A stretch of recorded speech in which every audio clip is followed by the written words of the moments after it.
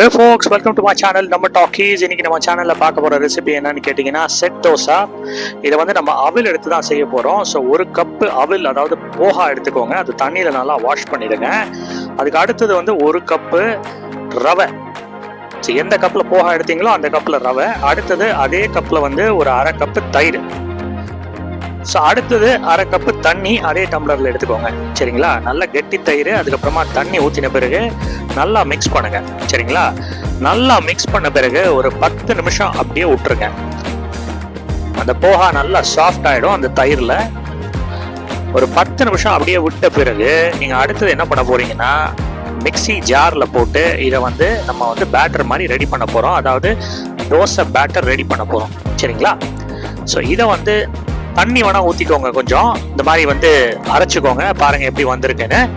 அடுத்தது வந்து இதை வந்து ஒரு பாத்திரத்தில் மாற்றியாச்சு. ஒரு ஸ்பூன் உப்பு ஆட் பண்ணுறேன். உப்பு ஆட் பண்ண பிறகு நல்லா கையால் போட்டு மிக்ஸ் பண்ணுங்க.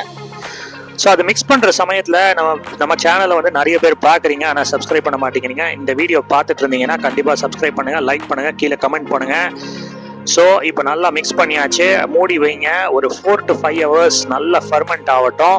4 to 5 hours ஆயிடுச்சு. சூப்பராக மாவு ரெடி ஆயிடுச்சு. இப்போ அடுத்தது என்னன்னு கேட்டிங்கன்னா, தோசை வாங்க போகிறோம். ஸோ இந்த தோசையில் வந்து ஒரு ஸ்பெஷாலிட்டி இருக்குது. நான் ஃபஸ்ட்டு தோசை வாக்கும்போது இதை நான் சொல்ல போகிறதில்ல, 2வது தோசை வாக்கும்போது தான் அதை நான் சொல்ல போகிறேன். ஸோ எண்ணெய் ஊற்றியாச்சு, மாவு ஊற்றியாச்சு, அதுக்கப்புறமா எண்ணெய் ஊற்றியாச்சு, மூடி வச்சாச்சு. ஒரு 5 minutes கழிச்ச பிறகு தோசையை நம்ம எடுத்துடுறோம். பார்த்தீங்களா? பேக்கில் நல்லா குக் ஆயிருக்கு. அடுத்தது வந்து இன்னொரு செட் காட்டுறேன் பாருங்க. மாவு ஊற்றியாச்சு, அதுக்கப்புறமா எண்ணெய் ஊற்றுறேன் லேசாக, அதுக்கப்புறமா மூடி வைக்கிறேன்.